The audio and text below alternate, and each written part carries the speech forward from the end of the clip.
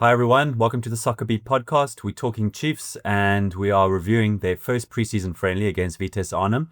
Myself and Coach Farouk, we both watched the full game last night.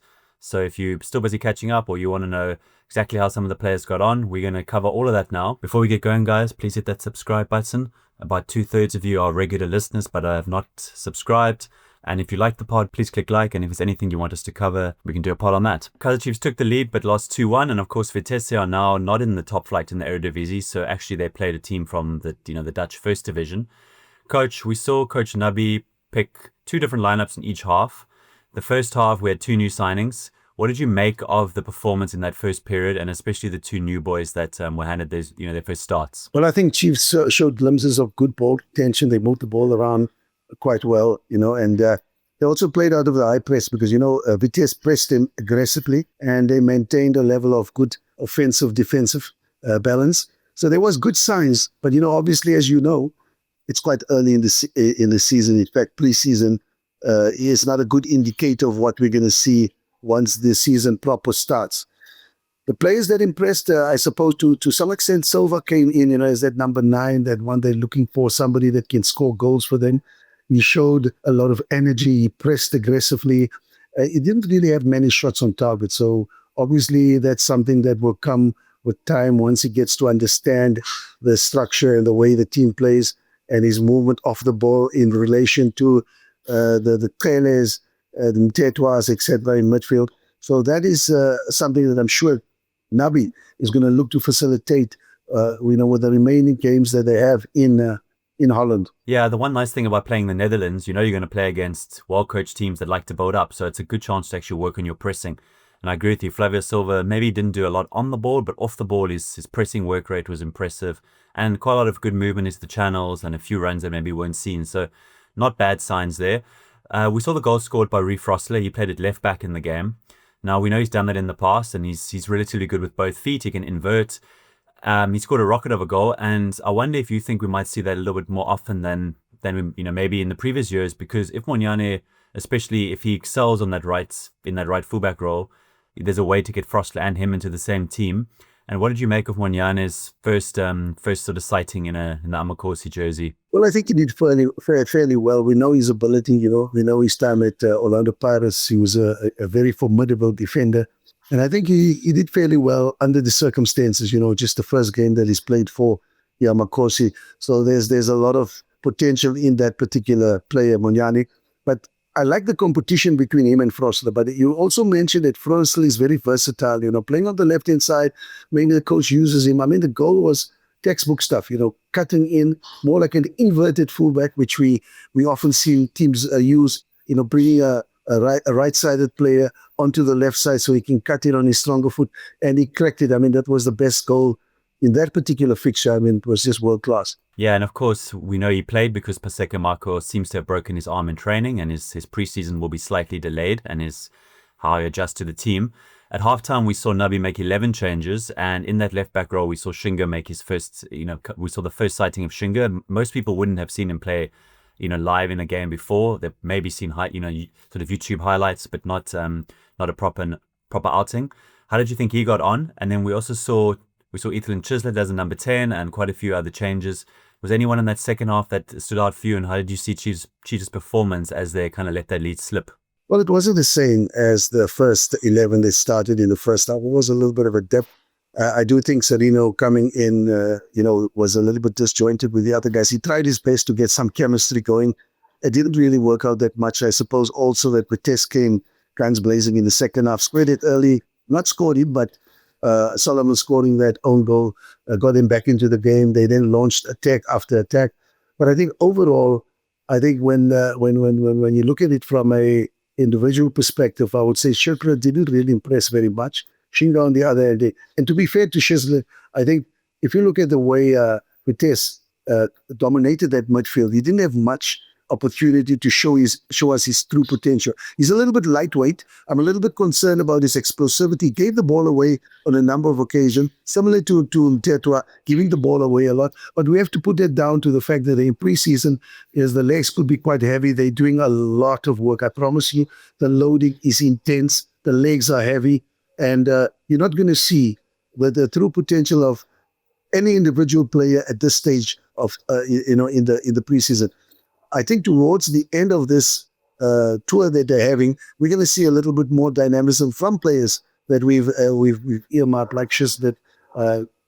Who impressed me a lot was Shinga. Shinga showed so much energy. I think the time he spent in Portugal has really prepared him very, very well. He came from an academy, KwaZulu-Natal Academy, and I think he moved to quite a number of teams if you look at his profile in Portugal. And I think that experience in Portugal has prepared him. So he will be a good addition, on that left back position where Chiefs have been struggling.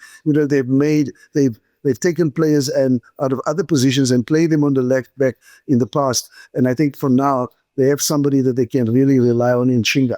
And in preseason, it does give some players a chance to stake their claim. If maybe one or two are a bit slow of the regulars, they might not lose their spots, but somebody can really step forward and make themselves, a first choice pick for the early rounds. One player who got 45 minutes was Tashreeq Morris up front. We know he didn't score in his 6 months last year at Chiefs after the one goal he thought he had against Amzulu was actually given as an own goal. What do you make of his outing? I think he could have been someone that stepped up to the plate, maybe stuck a goal or two away. At least it would have kept him in the coach's thinking in the early games, even if it's as a sub. But we saw a couple of missed chances, maybe kind of a missed opportunity in many ways for the striker. Look, he's got a presence. I can't fault him in that department. The physicality is there, but he doesn't seem to be clinical in front of goal. For me, with Silva coming in and now Nabi creating the competition, we've seen that on the right back position. We've seen bringing in some more midfielders, which is good for the team because if you look at them going into the CAF Confed Cup, they're going to need quality in depth. And personally, I think he should do more. I think Morris should use this opportunity this preseason to bag in a few goals because ultimately, number 9 is only judged on one thing, how many goals he scores a season, irrespective of how he scores them. And for me, he tends to take a little bit too long, sometimes takes an extra touch when he should just, identify the window and take a shot and maybe just see, his goal tally going up this season because that is what's going to keep him at Kaizer Chiefs. So I'm sure the coaching staff is going to talk to you and say, listen, you need to become more clinical. You need to become a player that doesn't give defenders an inch but takes a yard. And that is something I think he's lacking at this moment in time. Yeah, and just one more player to highlight. Someone who maybe didn't stake their claim, in my eyes, was Mthethwa. In the first half, I think we know he's got physical presence. He can break up play, and if you look at the stats, his numbers for interceptions, tackles are always good. But his ball handling in some of those tight spaces was a concern. When the fullback especially plays into midfield and he's surrounded, he can give the ball away quite a lot. Hopefully with Ndlovu coming in, we'll see someone who can maybe, get out of trouble with a bit of dribbling. He's still a concern for me, Mthethwa, whether he suits Chiefs as a holding midfielder. How do you see that position? Obviously we know Mart's gone. Can Ox step into that role, or do you think it's going to be Ndlovu and Sele maybe in those deeper two positions based on what we've seen in just the first friendly?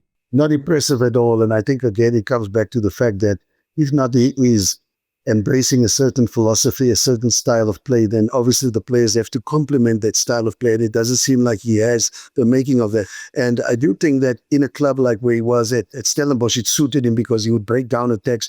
The tempo they play at, the ability to get the ball forward suited him fine. But he had players around him that could control the tempo of the game. So if Chiefs are going to use him as a number 6, an all-out number 6, I do think they're going to lack a bit of creativity and forward momentum. So, you're playing in a league where you're not just playing to survive now because Kaizer Chiefs have to really exceed expectations from what we've seen last season. Having won the cup is a good motivation, but they do need a number 6 who can really complement, can link attack to defense. And I don't think he's shown me enough for me to give him the nod and say, I think Mthethwa is going to be a regular, possibly a squad player. But again, you want your squad players to have the quality because injuries are going to come up. There's going to be so much football played by Kaizer Chiefs, more than what they did last season. And that is going to impact a lot on injuries, on fatigue, and on all those other factors. So I'm a little bit concerned about Mthethwa. Yeah, I think that midfield's right up, it's completely up for grabs. Some Kelazwane did okay in bits. We saw George Mthethwa play a bit deeper in the second half. That's really up for grabs. If someone puts up their hand, there could be a lot more minutes for someone this season. Just looking forward, we know it's the first game. We saw 45 minutes for everyone in the first half. In the second half, a whole another 11, but also 3 youngsters coming on quite late in the game for just a very brief run out. So Nabi's really involving everyone, trying to keep the fitness on a kind of an even keel. We didn't see Lelepo, we didn't see Wandile Duba or Happy Mashiane and a few others. So, and of course Pule Modi. So looking forward, I mean, this is very just in this early stage of preseason, it's going to progress. So how do you see the preseason kind of going from a coach's eye, from game to game as we go through? Well, I think I'll take it as a positive, just having lost 2-1 and looking at the fact that an own goal was scored, and looking at the fact that we scored that early goal, which was very promising, and also introducing a player like Silva, getting his feet wet. Hopefully he'll start hitting the higher notes as we progress through the season. So there's a lot of positives that I can take out of this. The fact that I mentioned earlier, they were comfortable in their build-up play. Their patterns of play looked promising. They kept the ball well. They were well organized both defensively and offensively in the transition. They had numbers behind the ball. They were able to break out very quickly. So there's a bit of a variation in their play compared to what we saw last season. And I think the fact that there's so much competition now, makes the players want to do well, makes the players want to exceed to what they achieved last season. So I think we're in a good space. If I was at Chiefs now, I would say I'm in a good space. I'll have to build the momentum, but notwithstanding the fact that the other clubs like Sundowns, like Orlando Pirates are also on the ascendancy, looking to do even better than they did last season. So there is that urgency. There's that urgent to say, let me get, and the thing that I would really be concerned about is, since having lost Mark, I need to create a lot of good team spirit now. Who am I going to utilize as my key players to create that synergy, to create that bond between players? Because ultimately, it's the team performance that's going to carry Kaizer Chiefs through the season. Yes, I agree, Coach. And we have another, I think, 3 more friendlies, which will be broadcast. So we're probably going to review quite a lot of them. And I'm sure as we go, we'll see guys start to go from 45 to 60 minutes and then start to build up to 90. And then maybe the guys that aren't in the plans will kind of be sidelined a bit and be the ones getting the 20s and 30s. And we'll have a better idea of how Nabi wants to set up in those early rounds.